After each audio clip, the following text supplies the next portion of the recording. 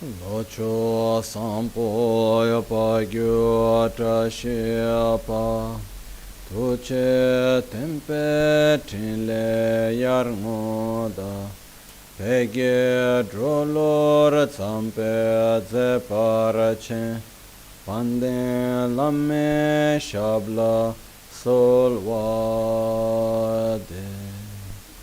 Om Guru Vajra Dara Suma Timo Nisha Sane Karma Uta Varda Nishri Badra Varsa Manya Sarva Siddhi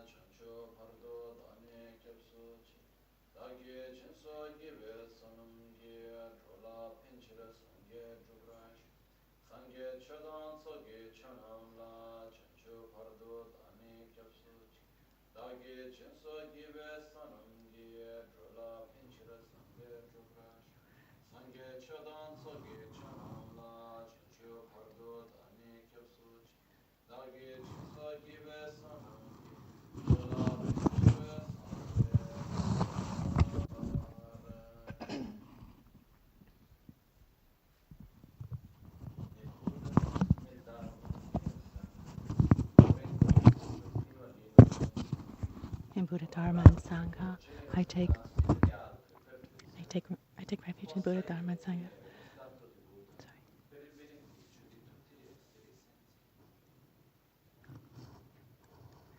I take refuge into enlightenment through the practice of generosity and the other perfections. May I obtain enlightenment for the benefit of all sentient beings.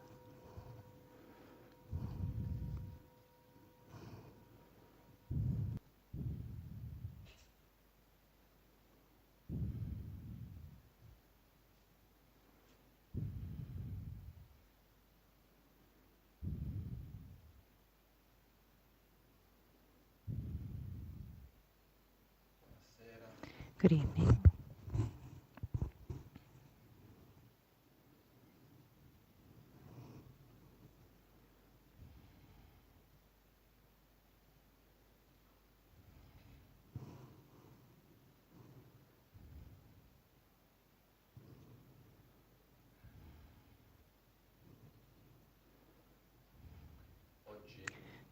Today, as like in the days past, it's a little strange for me.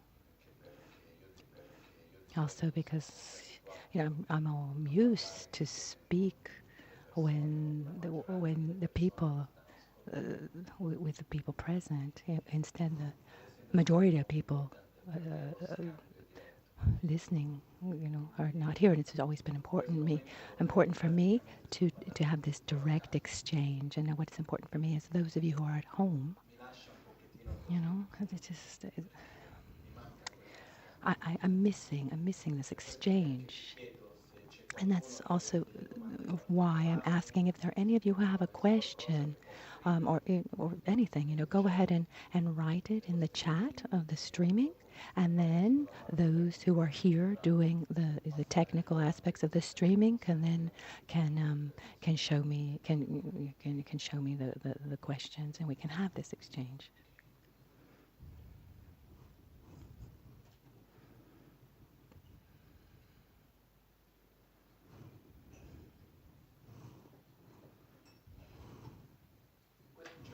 These days,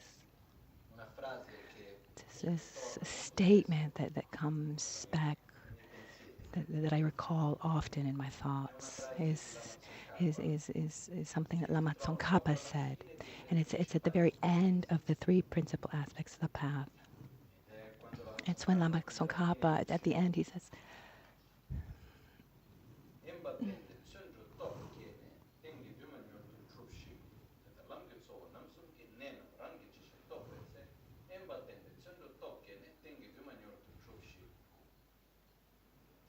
he says, when you will have realized correctly the essential points of the path, then stay in solitude and generate the perseverance of enthusiastic effort, and you will soon reach your goal, my child. And so the where when it says to stay in solitude, it is this essential point. It's very clear that our ability of perception it has a certain limitation. The, the amount of objects that we're able to perceive at the same time is limited. In other words, our space of perception is limited. So if we fill up our heads with a certain amount of information, we don't have space for other information. Even more, when we put information in our head that this information that are desires that have not been reached, or things that are not, doubts, fears, or other types of processes that have not been resolved. They leave the open ideas, and this creates a kind of a mental loop. It creates this process of thinking that just stays there, and it takes up a lot of space.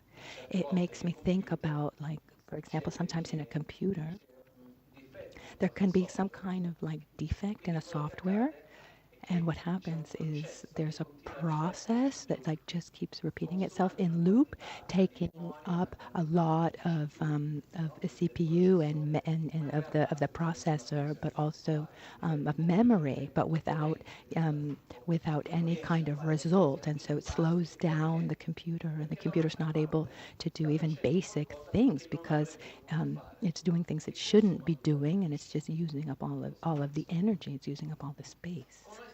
And for us, that happens often like this. Like On one hand, we want try to understand something, we want to reflect about something else, we try to direct our mind in a certain way, but there's a part of our thoughts, a part of our emotions that are often the things that are not resolved, and this takes up a lot of space, personally speaking. This happens to me with things that have to do with, like in these last months, the things that have to do mostly with work, let's say with the construction of the temple or other things that I have to do. And it happens that when there are things that I have to do, I I haven't even written them down yet, but I know I have to do these things. And until I actually do those things, they take up a lot of inner space and they just stay there. And what happens is that the more contacts we have, the more people we relate with, the more things we have to do, um, that just takes up more space, and that's not that one. On one hand, it's fine. I mean, it's not really a problem. But what happens instead is, it, but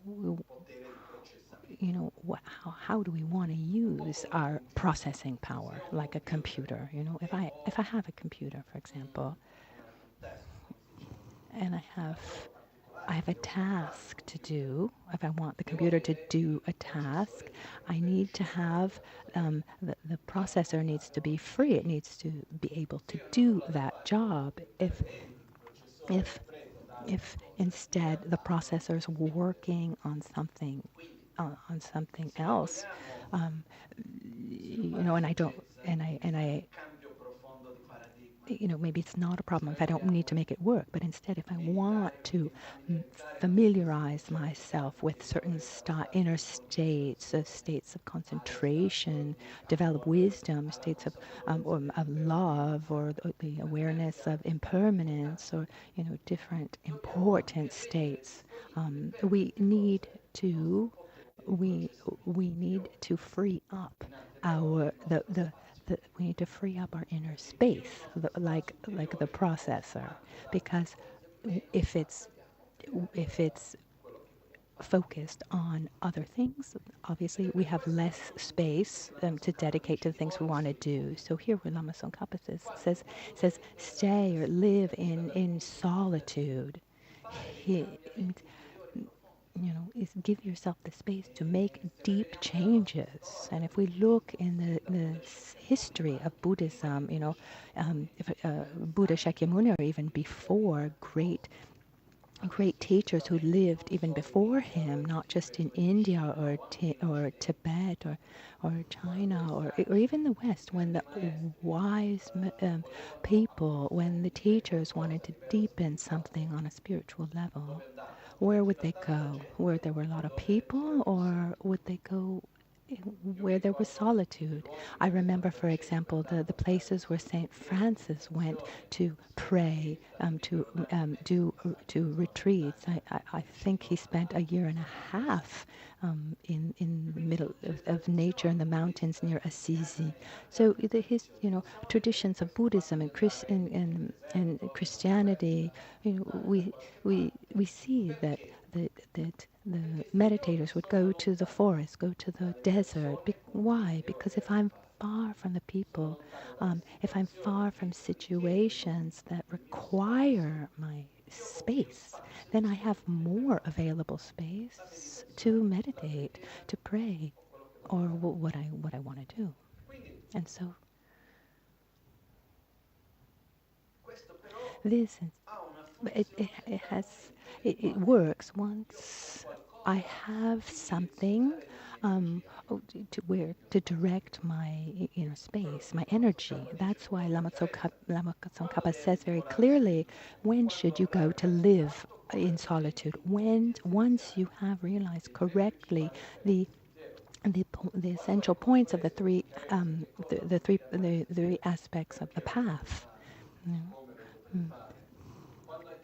Once you've understood what bodhicitta is, loving others, why I should do it, how I should do it. Once you've understood what the correct view of reality is, once you have really comprehended this, love for yourself, love for others, the view of reality, then it's important to really work on this change of paradigm, and our mind works on habit. The more you repeat something, the easier it becomes. But of course, if I spend some of my time doing something and then another part of my time doing the opposite, for example, if I dedicate my time developing a paradigm, but then the other part of my time I go back to the other worldview, then I'm just using two opposite forces. And this way, then it becomes really important to diminish distractions and put energy into the correct direction.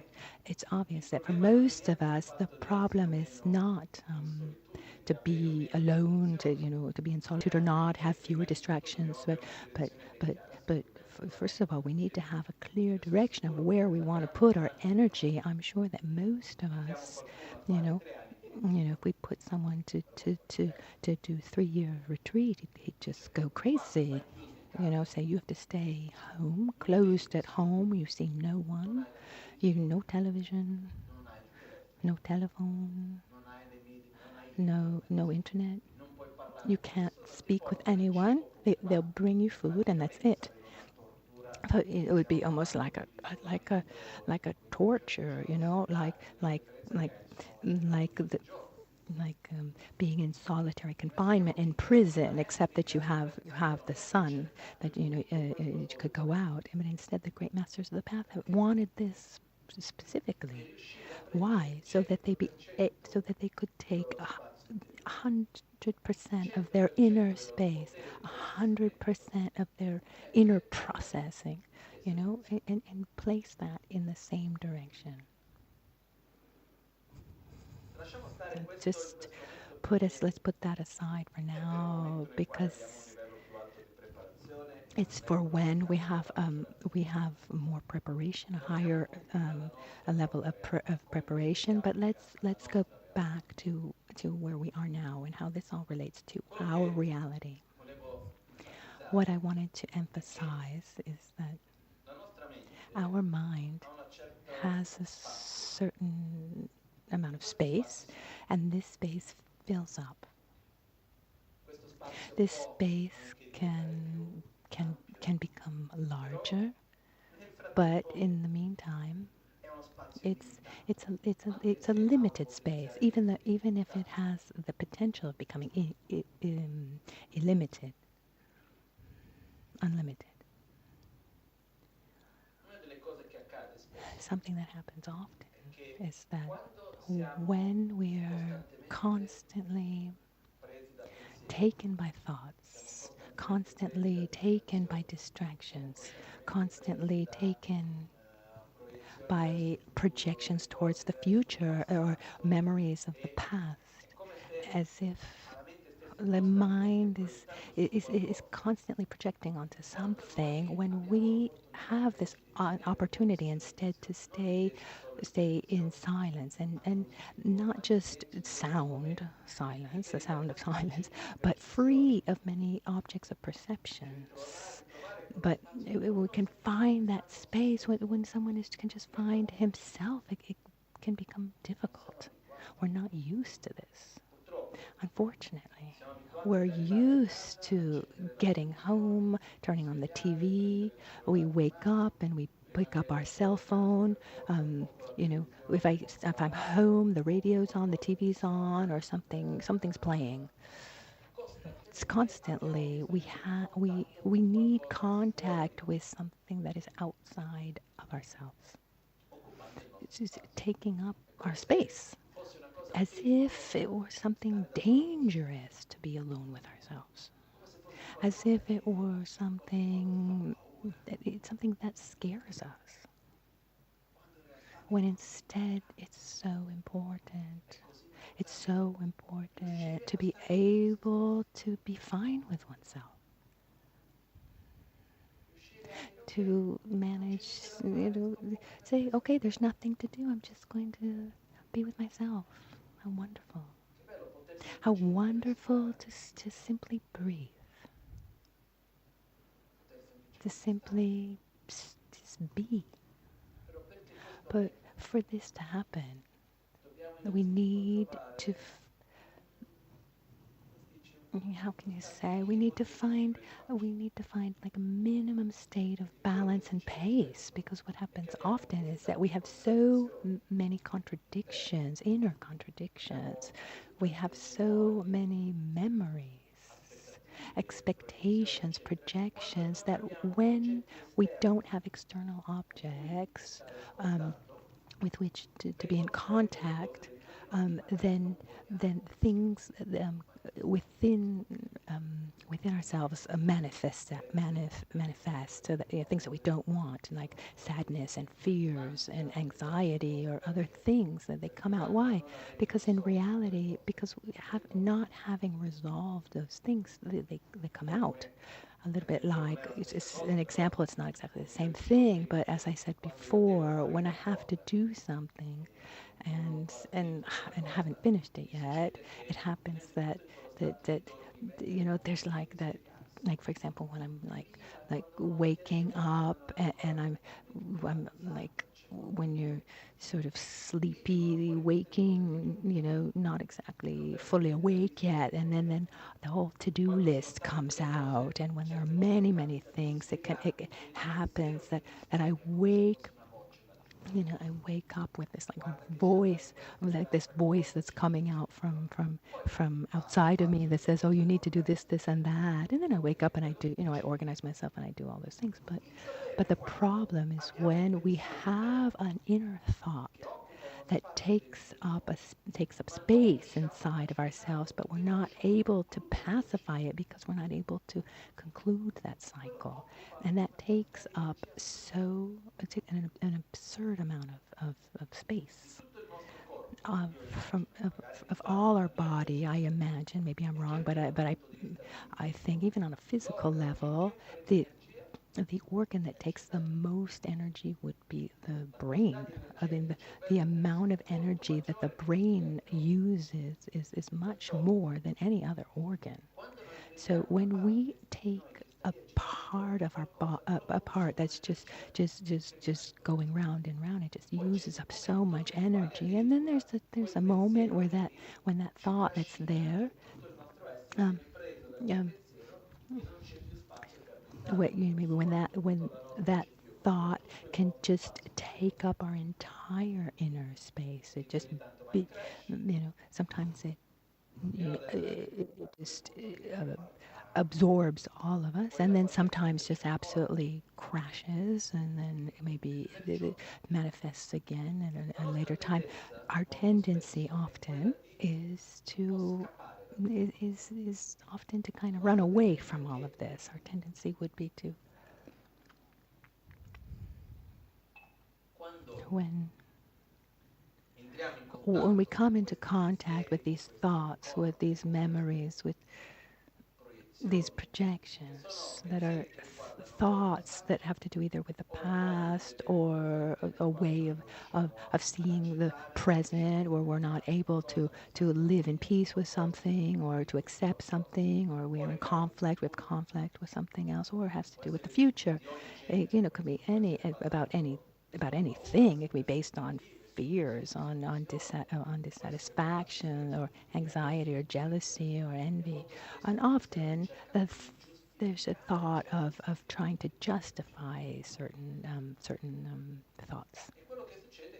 What happens is that these feelings, even if they're there, one tries to justify them. One tries to find something that is going to give a reason to why I'm feeling that, to point the finger at something, someone, try to explain what we're feeling through the world that is surrounding us. But the problem is that when we do that, we're not doing anything other than giving more strength to those inner dynamics, those feelings that are not good for us, that harm us.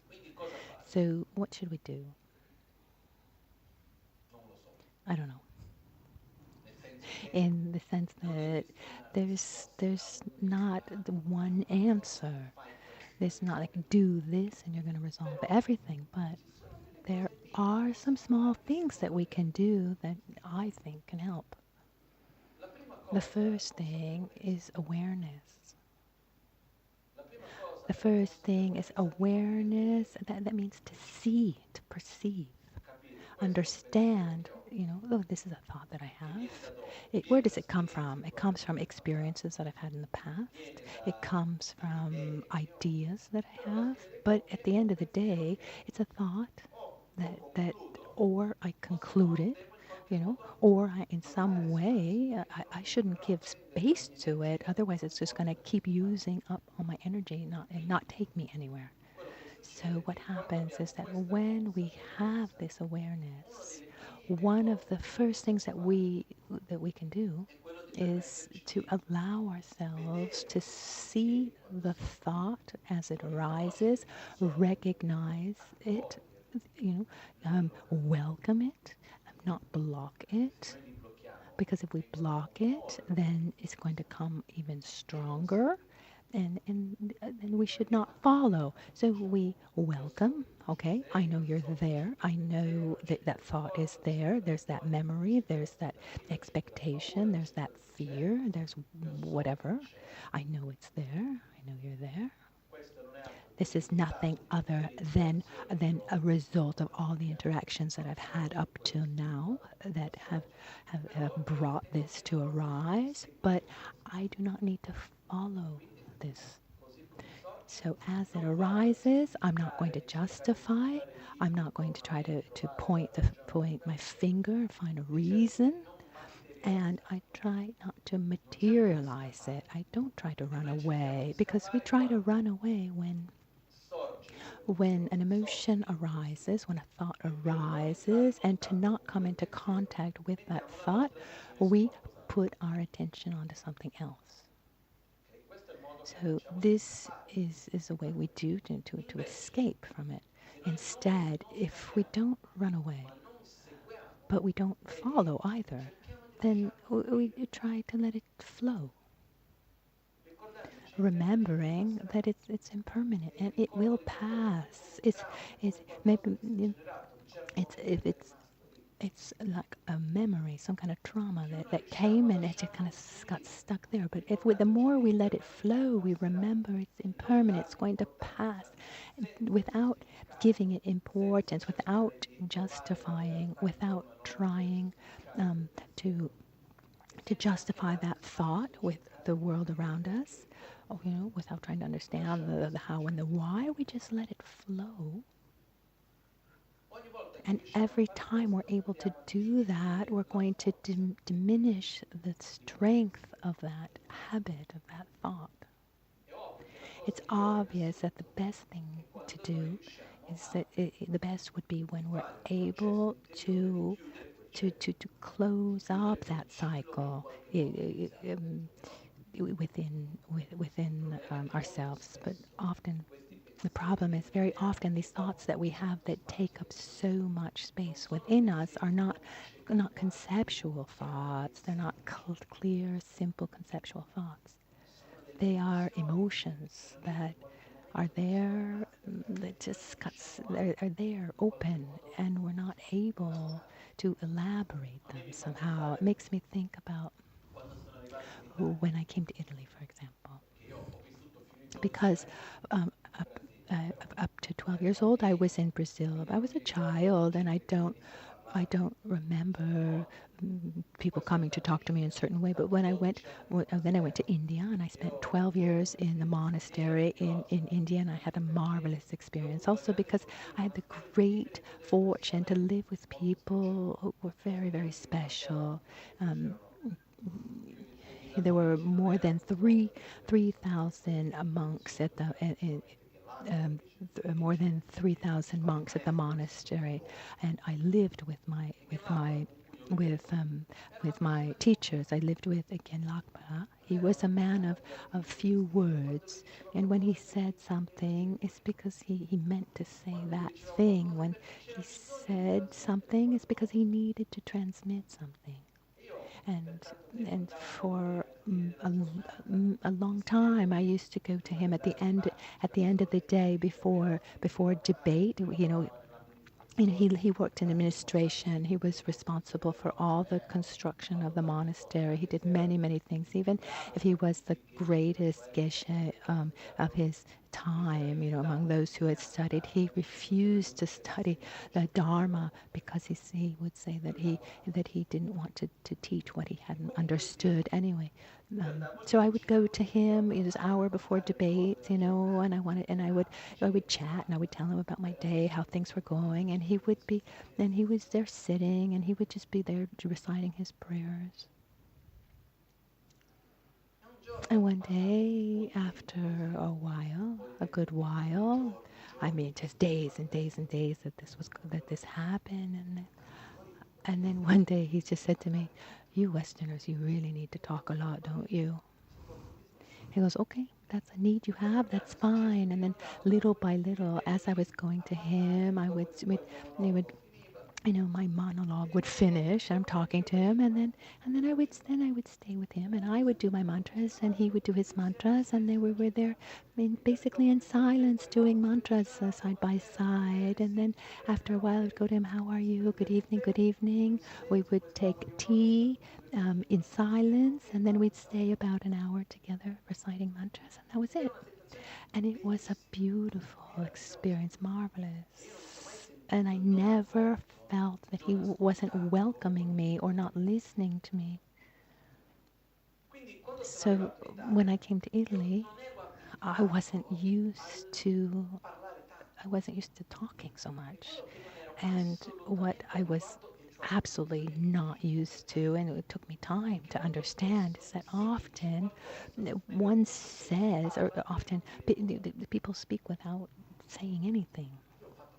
And this was hard for me to understand, coming from an education based on like a debate. I mean, every word that is said has a reason. If you take text, for example, the text from Tibetan Buddhism, every word that is said has a reason for being there. Instead, in our daily lives, I mean, we can imagine, we know, I mean, our tendency is to talk because we talk, and something else that just took me time to understand, and the thing that happens often is that someone talks not because they want to say anything, but because they speak because they need to elaborate their own thoughts. I mean, they need to talk and elaborate, not because they want the other one to listen, in the sense that one speaks not because they want those words, doesn't want those words to be understood by another person, but they're elaborating a kind of feeling. I've seen this many, many times, and this happens with ourselves often, sometimes.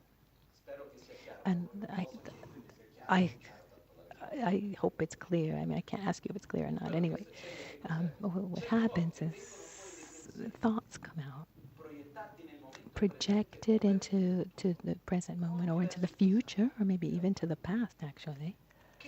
That in reality is what we want to say is not what we are actually saying. Sometimes what we need, if we feel alone or we have a feeling of kind of sadness, or there's something inside that we're not able to identify well, and so we manifest it by projecting it onto one thing or another, when in reality that object has nothing to do with how we're feeling. So something that I think is really important for ourselves is to be able to, first and foremost, to create more inner silence, to diminish that constant dialogue, to create the space, learn how to learn how to listen to oneself. Listen. What am I saying? What do I want? Really? And very often, they're pains from the past, they're expectations that weren't met, just deep, deep feelings that are there, and we're not even able to identify what's happening.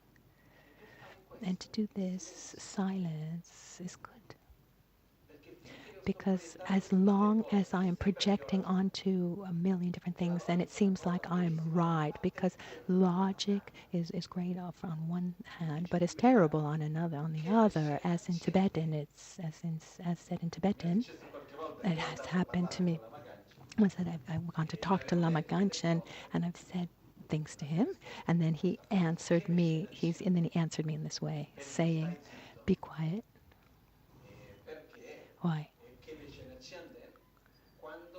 When the great wise man, when the wise man speaks, anything can be true. When someone with great knowledge uses a logic, can really can do anything. In the sense that the logic is that you know it starts on a supposition, but if it's not correct, but it's taken as if it were, I can follow a logic that seems correct, but I started from an invalid supposition. So it seems like I have a logic that I'm following, a logical justification, but the problem is that basis is the starting point. The basis was not correct. So we can't justify just about anything. We can just make up anything. But once that feeling has passed, it just all collapses. This may just a little pause here, a little quick parenthesis here. There's a little story that I was talking about this.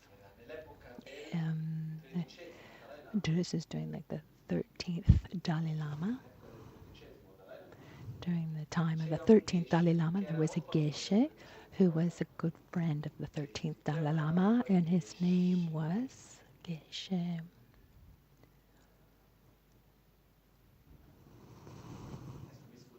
Now his name escapes me, but he was quite well known in history because he was one of the few people who was able. He was a friend of the Dalai Lama, and he was able, kind of to speak to him like directly, do some jokes. And there are many stories, and there's one that comes to my mind now, that once the Dalai Lama called him. The Dalai Lama called some people. They were organizing. He called some people to put up some tankas on the wall, and this Geshe took a box where all the tankas were. He moved.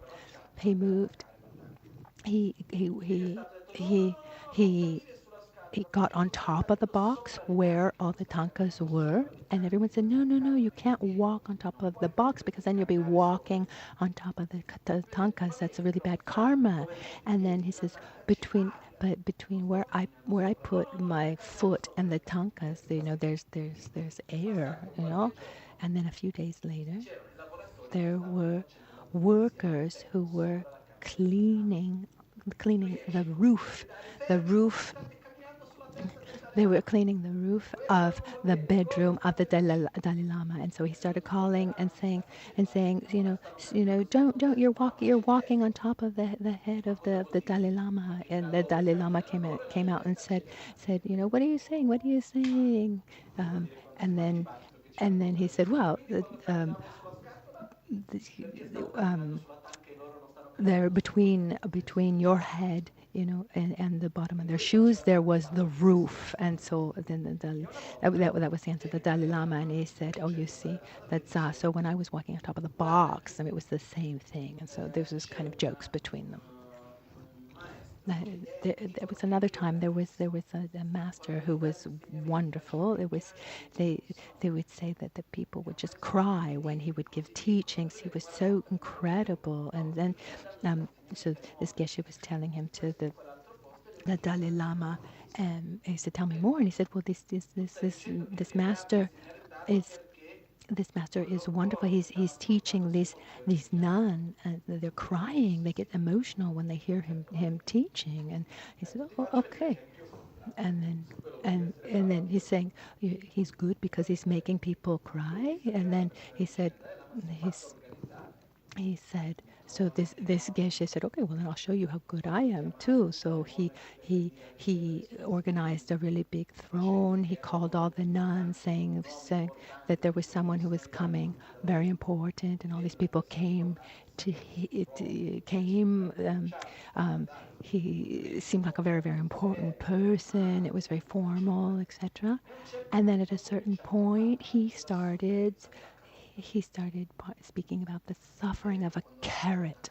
When the carrot starts growing in the soil, as it grows, there are all these tiny little roots, and then when you like pull up the carrot, it's like pulling out the arms and the limbs, and it hurts so much. And then when you cut up the carrot for the soup, it's like worse. It's worse than the hell realms. And so everyone listening started crying.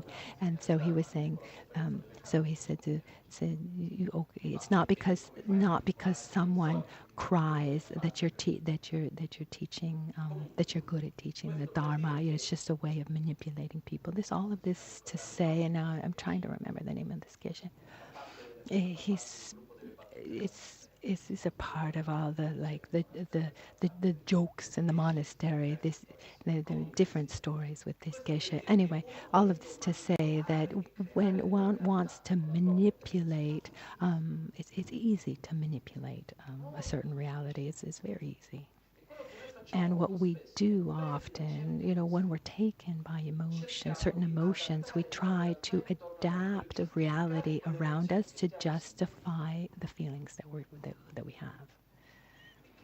And we create worlds.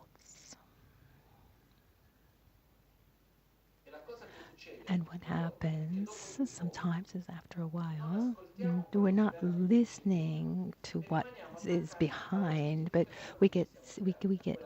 we are attached instead to the justification, this reality that we've created. So I invite each one of you to listen to yourself as best as you can, because we're wonderful at tricking ourselves and thinking that it's one way when it's actually another. But one of the easiest way to see that we're not really listening to ourselves is when we see that there's a kind of repetition of our own processes. If we see that there's dissatisfaction one time, another time, if I go here and I'm sad, I go there, I'm sad, I'm sad with this, I'm with that and the other, it means that there's a basis of sadness that needs to be faced and not continuously projected onto other things, because no matter how much I look for the solution in other things, until I listen to what's at the basis, we're not going to be able to resolve the problem. Someone could say, well, how am I supposed to listen? It's not easy. You need silence, because it's something very deep inside. We need to give space to listen to what comes. And when a feeling comes, give it space. Let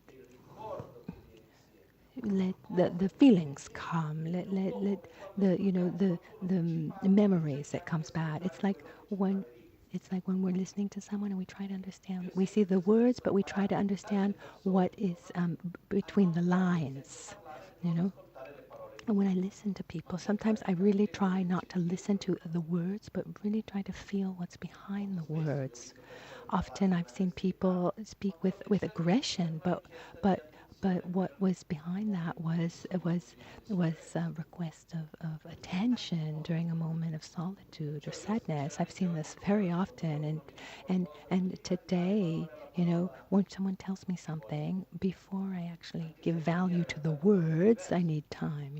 Even the way I grew up is really, my reality is really different. Before I say something, I think about it 300 times. I mean, for me, what the word is what you want to say is what you say. you know.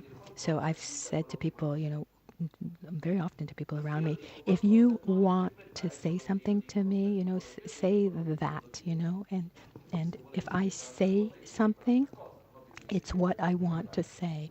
I don't say something to mean something else. And when someone tells me something, I try to listen to what is said to me as best I can. Because if I need to interpret what you've said, what will come to me will be nothing other than the fruit of my imagination. So already, what I listen to is the result of my own interpretation. And in the monastery, I had a lot of trouble with this because in central Tibet, um, they never say things directly. In the region of Kham, for example, in the south east of Tibet, they say things directly. Instead, in the region of central Tibet, they never say things directly. They say this to get to that, even for very simple things. For example, if I come to you and I say, "Would you like tea?" and they say no, and that means yes, that you want it, because I need to insist. No, please, okay, yes. I had a friend who liked to eat a lot, and when the first time he came to the West, he went to England, and he loved fried chicken. And he loved fried chicken. And one day there was a big dinner, and he was the guest of honor as the Lama, and they brought him this fried chicken that he loved this. And they asked him, "Do you want some?" And he said no. And then they took it away, and they took it away, and they took away his chicken, and they never brought it back, and he just stayed with salivating all night long. And then he came to Lama Michel after and said, "Now I understood."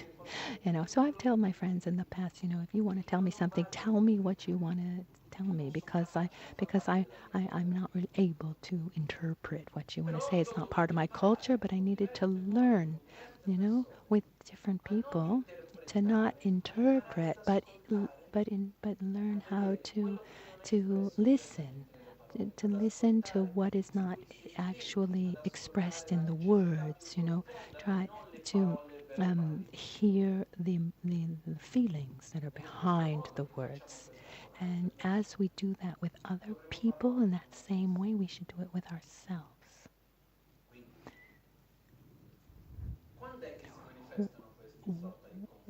When do these inner dialogues manifest? When there's an inconsistency between what we think, or among what we think, what we feel, and what we do. When there's incoherence, when this triangle is consistent, is coherent, then there's inner silence, there's peace. When I feel no when I feel something, when I think something, I feel something, and I act accordingly, then one is in a state of peace. When I think something, I feel something else, there's already conflict. And then when I act, with feelings, or with with um, um, with actions, then that creates a lot of conflict. Or why did I do that? And what am I supposed to do now? And why did I do that? I mean, it's just a thousand different inner conflicts that come from that incoherence. And this is not something that I've ever found in formal teachings, but I've seen in my own experience that the times that I've had some contradiction between thoughts and emotions, they created a lot of conflict. And once they were coherent, then they were pacified. that inner dialogue was pacified. So we should pacify our own conflicts, that come up between what we think and what we feel. This is something that's important. And something, according to me, is fundamental among all this is in some way, how can I say,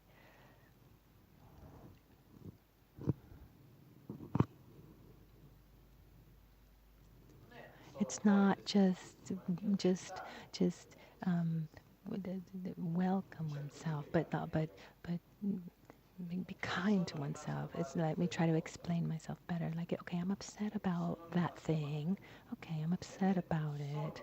I am I am upset about that, but doesn't mean I need to keep being like that. So instead, we do like this. So instead, I am upset about that, so I need to stay upset. So in that moment, I lived that made me suffer. I wasn't able to face it well. I felt resentment or fear or and I was upset. But we don't need to stay attached to those emotions or feelings of the past. We should recognize that we had them, but today we don't need to continue. That moment has finished. That thing is no longer there. This impermanence. So maybe I'm too pragmatic. But it's a little bit like saying, come on, no, did you hurt yourself? Oh, yes. And now what happened? Okay, so the pain is finished now. Do I have to stay upset because I hurt myself? Do I have to stay there? A little bit like the theory that I have about something with a bad taste. When you put something in your mouth that doesn't taste good, what choices do we have? Or we spit it out, or we swallow. But what do we do often instead? We keep it in our mouth. And you put it on one side of your mouth. Oh, this tastes so bad. Then you put it on the other side. Oh, this tastes so bad. At a certain point, either you take it out, or you spit it out, or you swallow. I had an experience once that I've told once years ago. I think it was like 2005, maybe. I know my memory for time is really bad. I was in China and I was on my way to Tibet, and I was in Beijing waiting for the permit to go to Tibet.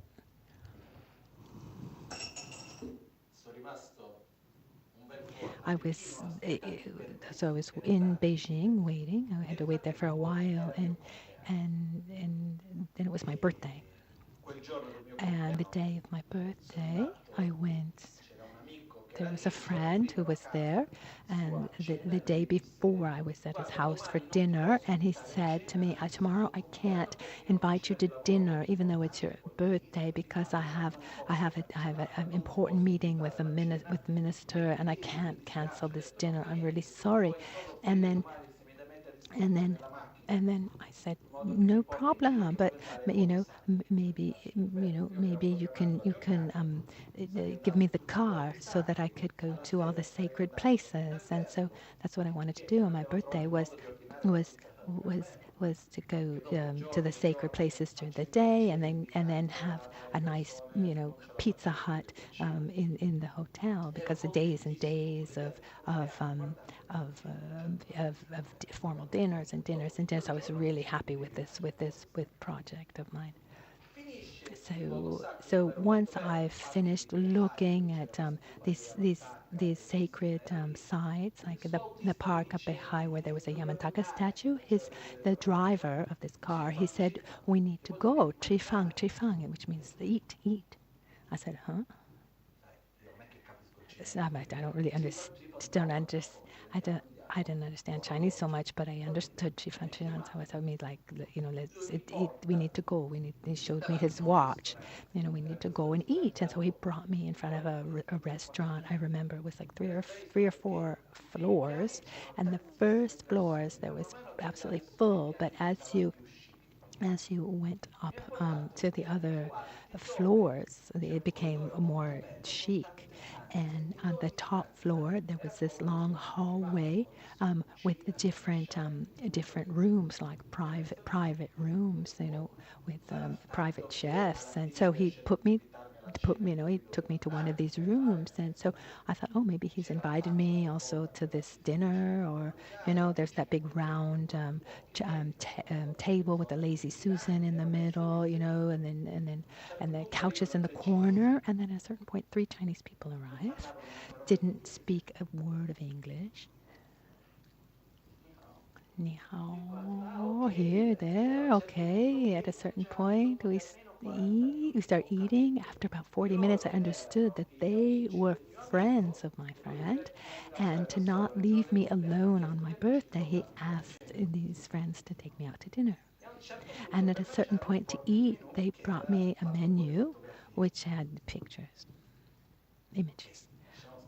So at a certain point, they bring me a plate, a dish, and they showed me on the menu that this is really, really good. This is really good. And they were kind of mushrooms, like super expensive. And I thought, oh, okay, thank you, because it's really offensive to not accept something that's been offered to you.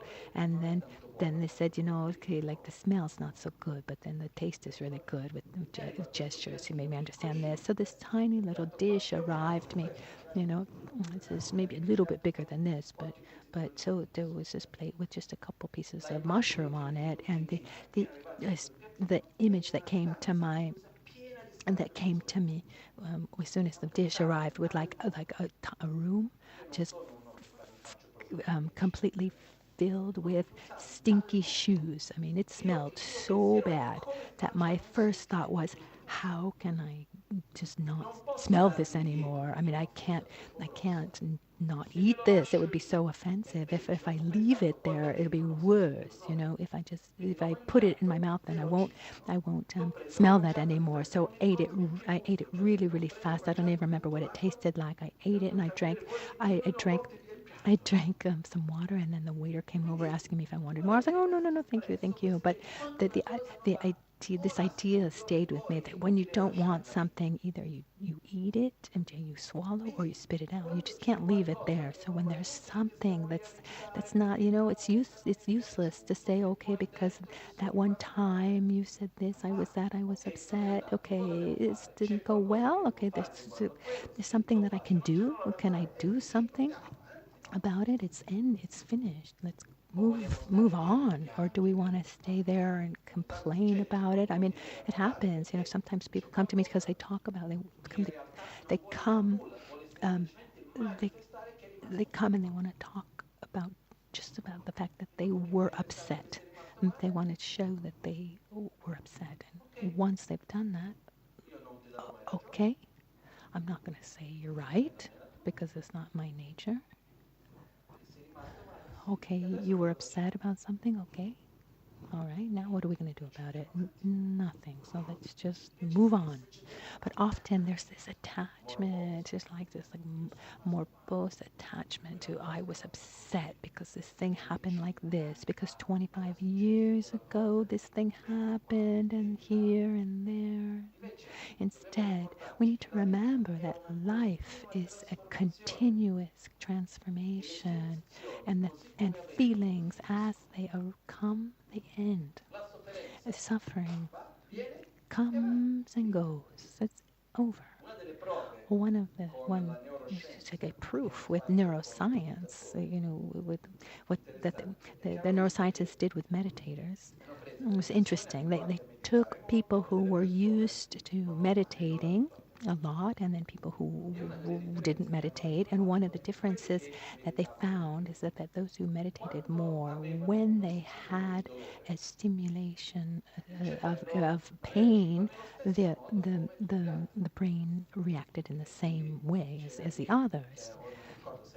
I don't remember, it was a kind of shock, but it was something that generated pain.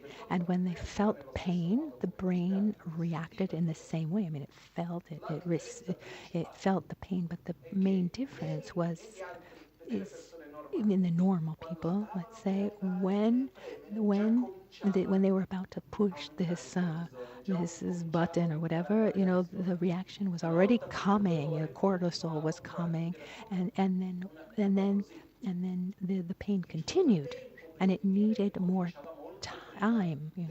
It began before the real pain and stayed longer. Instead, those who meditated, it came during the like actual time, and left, because the sensation was in the actual present moment, and then it was finished. You told me bad things that I didn't like. That's true. I didn't like them, but now it's over.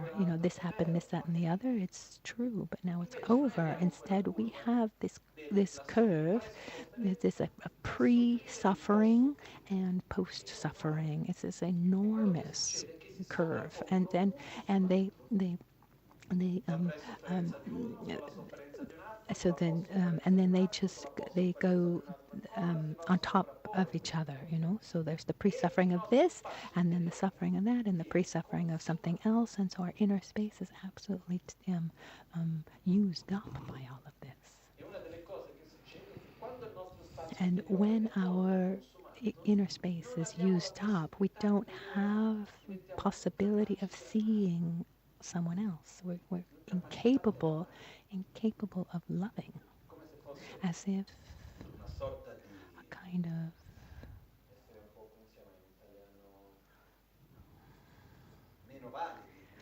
we're it was kind of like emotionally handicapped when one doesn't have enough space because they're too taken by the past and the fears for the future. Then they're just not able to love others because there's not enough inner space to see others. So this the first seal, all composed phenomenon, are impermanent. What begins ends. What I have today is not the pain of what happened, it's the memory of what happened. It came, yes, okay, and I can choose now. I can choose today, but I can, but don't stay attached to that pain of the past. Um, Though otherwise, those things will always take up even more and more space inside ourselves, and we won't have space for anything else. And with this, again, get to the point that I wanted to get to today. And now I try to just see what time it is, try to understand a little bit what time it is. Where did we get to? The point that when we're alone, or when we're with a few people and we don't have too many distractions, we don't have too much to do, or don't have too many places to go, what happens at that point? It happens that we stop projecting our conflicts, our blocks, our dynamics. It happens that we actually we project all of these blocks onto what is around us. For example, if someone took us to pure land, we bring ourselves with us to this heaven, to this pure land. We bring ourselves with, and we project. We project all our problems onto things around us. Yeah. Now, one great master said, you're all praying to be reborn in a pure land. It's probably happened that you already were reborn in a pure land and you didn't realize it, because what determines suffering is mostly the way that we live everything. It's not that really, it's not related to what really happens, mostly. And most of our suffering is a mental suffering, even in this particular moment that we're living. I dedicate all the merits that we, all the merits and all the positive energy to all the sick people. Um, um, I, an hour before we started teaching, I talked to a friend whose aunt is very close to dying, unfortunately taken by the coronavirus. Um, so those, so I really, this is, it's a very difficult, and there's a tremendous amount of physical suffering for the doctors, the nurses, the people who are touched by this. But for the most of us, is this a physical suffering or a mental suffering? I mean, it's much more mental. It's about how we're facing the situation, has more to do with fear, or non-acceptation of not accepting being able to go out, or saying, oh, it shouldn't be like this, or kind of judgment onto others, or criticism for how things are going, instead of gratitude. If we don't face our inner aspects, you know, by creating space, learning how to listen to ourselves and not following these dynamics, or just take up all of our space, and we're going to project negatively on to those who are around us. So my dedication, my kind of request or advice, or call it what you want, in this particular moment when we're all home, it's not that bad, to be at home.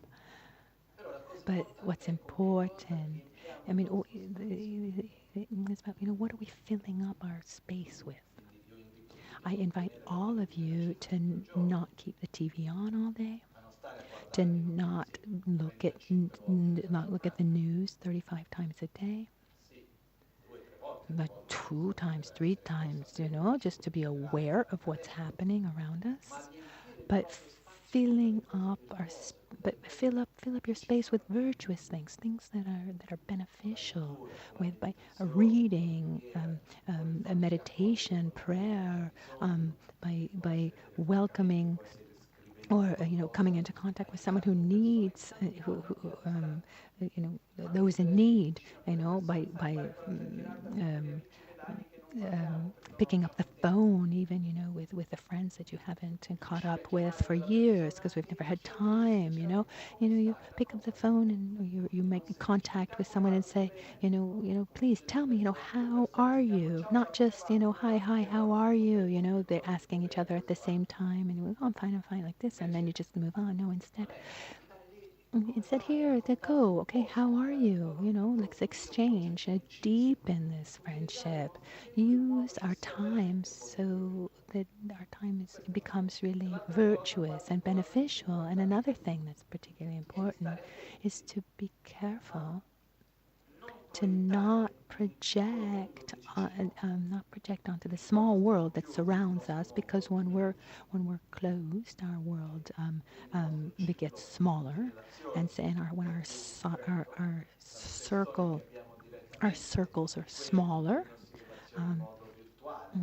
So we have those with whom we're relating to virtually, and then here the ones we're relating to when we're closed. So we try not to pollute these relationships with our own inner problems, But we need to protect. We need to protect our family, the people we live with. We protect them from our own anxieties, our fears. We welcome, these feelings when they come up, but we don't show them. We don't let them manifest with in words or in action. Something to do would be to have a mantra, like the mantra of Buddha Shakyamuni, Om Muni Muni Mahamuni Soha, or could be the mantra of Maritse, Om Maritse Mam Soha. There's so many different mantras. I like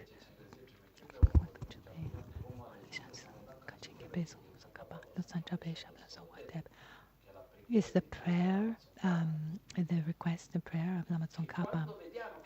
So when we see that the mind is going somewhere that's not so virtuous, we take refuge in the mantra, we take refuge in the prayer, and we don't block that. We don't block that thought, but we take refuge into something more virtuous. Because when we start talking, then it's already too late. Because we're proud also, and we just, and it's hard to just let something go, even when we see it. Okay, I started, I need to end this. Instead, I, okay, if I see something, okay, better, I see it, stop. But it's difficult. It's good to, okay, so you see it, it's already coming. You take refuge, Omani Peme Hum, etc. We go back and we get back to a positive direction. I say this because when we're in contact with so many people, and there's the job and the family and the center, when there are many people, one is able to divide up one's own tensions, conflicts, projections. But when instead there are just a few of us for a longer period, it's normal to project onto those people our own tensions, our frustrations, etc. And something else in this period we need to be careful about, that when many people are worried, it's as if the air becomes more dense, and one naturally becomes more dense, more tense, because we're influenced. So we should need to also recognize that there's a kind of tension in the air because there's uncertainty and fear, but we should not be. We shouldn't be taken by this fear. We shouldn't react based on this fear. We should not identify ourselves with this fear. This is something that's very important. And the last thing, there's so many things, but just one other thing that's important is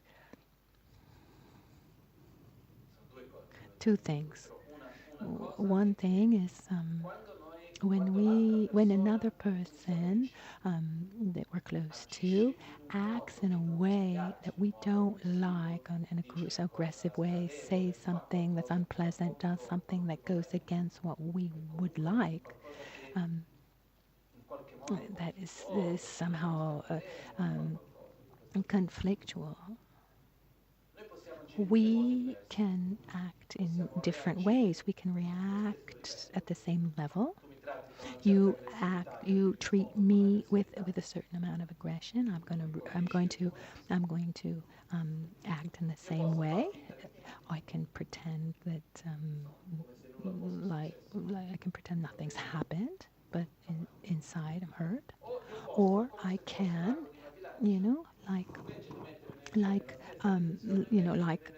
on a scale, I can put energy on the opposite.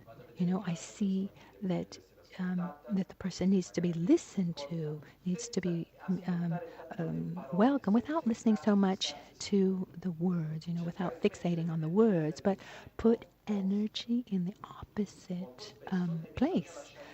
And then often one needs space. That one is not taken by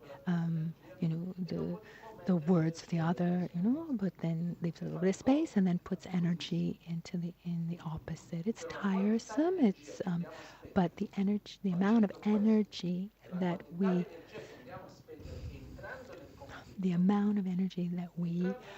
use up by entering into the conflict is much greater than the energy that we would use up trying to pacify by going into the opposite the opposite energy.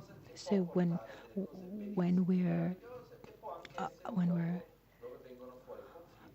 when we're closed up together, where people are close, living close together, it can be something marvelous, but can also, can also generate a lot of conflict. We need to be careful. We need to be careful, and I invite all of you to use your daily life, use your daily life in a virtuous way. Um, I've said this before, and I'll say it again because I think it's really important. Because in this moment, we have this opportunity to be a little bit more retreated. I was reflecting yesterday and today. We're living this moment that's really difficult for everyone.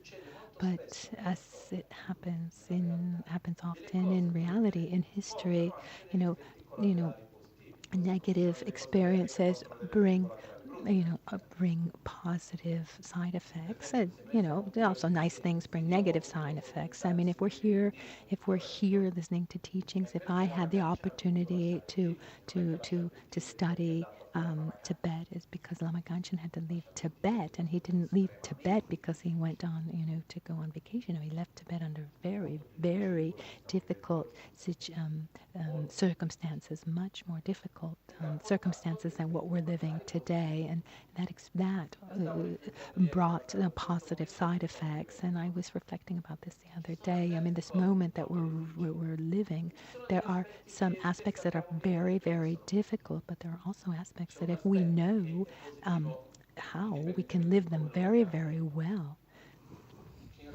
There are some aspects that I mean, involuntarily, for example, we're giving some space and breath to nature. You know, if we just look at the quantity, the amount of carbon dioxide that is emitted into the atmosphere, what we're not emitting in this period, with cars and the airplanes and factories, etc. Even not even the best government policies wouldn't be able to dream of doing something so beneficial to nature. Let's hope that let's hope that the coronavirus will this crisis will finish as soon as possible. But let's rejoice for this little breath that we've been able to give to nature, to the atmosphere. I mean, this is one positive side effect during this crisis of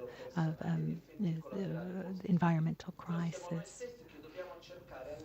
And we should try our best to face this experience to the best of our abilities. Um, we should really try to welcome the opportunities.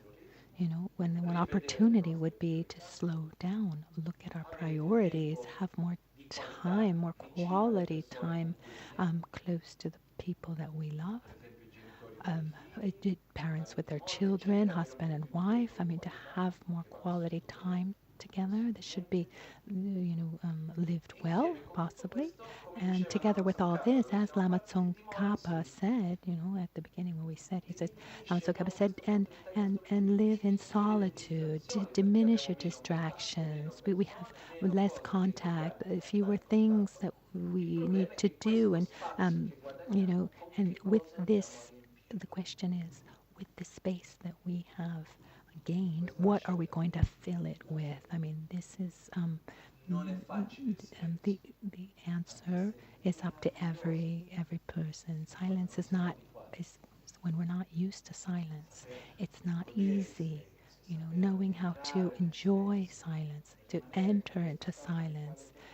Where we get into this state where we let the waters um, we let the water still, or we this can be something really, really beautiful.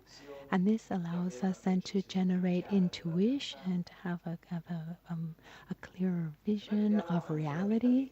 If we look at the wise, those that are more wise, those who've had perceptions that go beyond normal, let's say, a scientist like Einstein, for example, or people in like more modern times, Steve Jobs, for example, people who had just visions, within their circle of expertise, when they needed to understand something, they wouldn't stay there like, okay, I'm gonna, how can I? When they needed to understand something, they didn't try to, get more and more information and try to, work out this equation like this. No, Steve Jobs would go walking in nature. Einstein, when he couldn't find a solution to a formula, he really he looked to his intuition and not in his knowledge, and he would find it in this state of this like the sleep in wakefulness. I mean, he had he would practice this like 1 minute nap, and he would keep for like a heavy spoon, and then he would keep it in his hand. He'd keep it in his hand, and he would fall asleep. And as he would fall asleep, the spoon would fall, and then that would wake him up. And he said that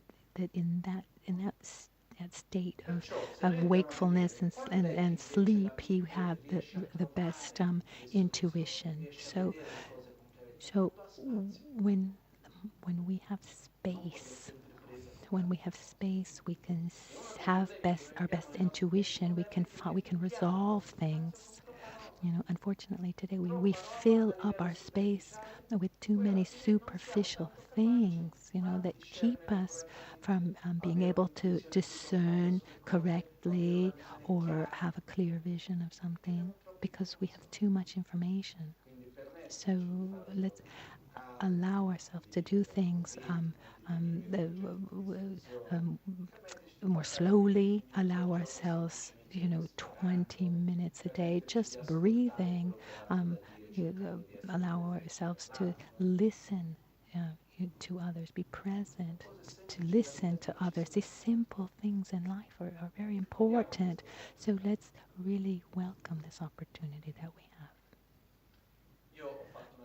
I made a choice in these days, which is to continue every day, to be close to everyone via internet, doing a short practice in the morning, and in the evening, giving teachings.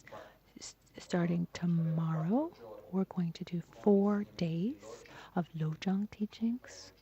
So Thursday, Friday, Saturday, and Sunday, at the same time. Normally it's 6 o'clock, but before Lama Gangchen is giving a transmission of mantras, so we'll start when he finishes, so like 6:30. But nobody needs to go anywhere, so it's not going to change that much for you. So we'll do these Lojong teachings. Lojong are marvelous texts. This is mind training that helps us. It teaches us how to face life independently of where we are or what situation we find ourselves. They are among my favorite texts, and I would like to share them with you. So we'll do this in the next 4 days. Today is the first time that we're transmitting teachings in Italian with a simultaneous translation in English. So, uh, so he's happy about the simultaneous, happy about the simultaneous translation, and he's also thanking also Carmina and Sven for the technical support. It's not so easy. We're at the very beginning like this, but we want to be able to make these teachings accessible to as many people as possible, because it's not just the Italians who are locked up at home, closed at home. So before we conclude we're going to recite a little bit the mantra Parnashavari. It's a mantra that it's been used for centuries in Tibet, mostly to cure infectious diseases, not just Lama Gangchen, but many great masters. With the beginning of the coronavirus crisis, they started reciting the mantra of Parnashavari and the practice of Parnashavari. So all the positive energy that we've generated to today and in the past and in the future, what we will generate, we dedicate it so that those who are sick, may they be freed quickly from their sicknesses. May those who are helping the sick, doctors and nurses, may they have the wisdom and the clarity to take the right decisions, and may have the courage and the strength to face out every situation without losing um, themselves. May they be able may th- may they be able to connect with everyone that they're helping. I invite all of you to use this period in a virtuous way, because also this also will help our immune system, because the more we the more we follow anxiety and fear, the more we weaken our immune system. So I invite you to really fill up your space with virtuous and beneficial time, also to help your health.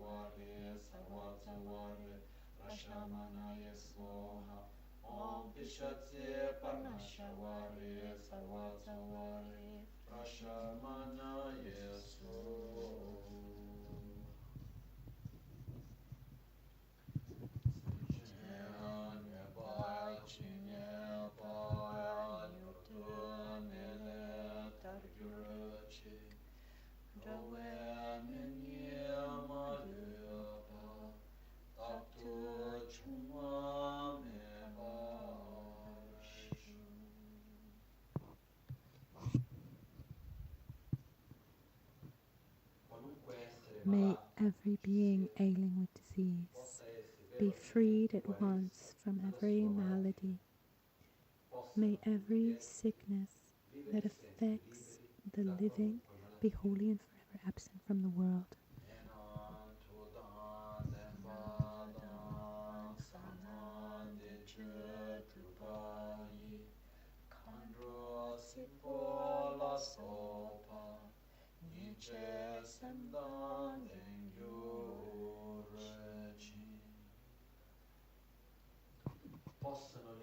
May medicines be full of strength. May the prayers and mantras be chanted with success, and may the beings who generate sicknesses like bacteria and viruses have compassion for those who are sick.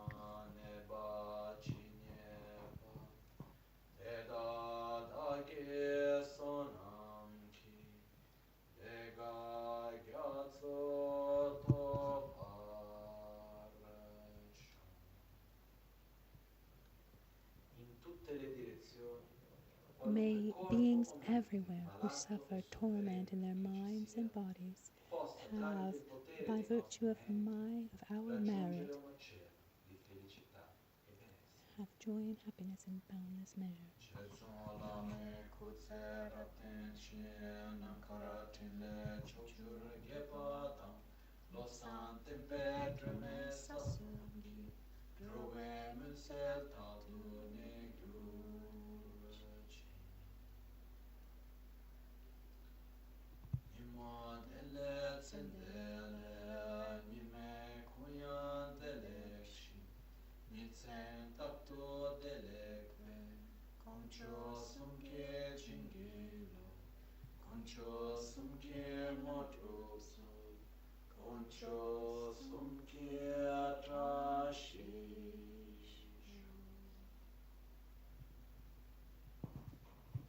At dawn or at dusk, at night, may the three jewels possano aiutarci ad ottenere tutte le realizzazioni e cospargere il sentiero della nostra vita con molti segni di buon auspicio. Grazie a tutti e ci vediamo domani. Thanks everyone. See you tomorrow.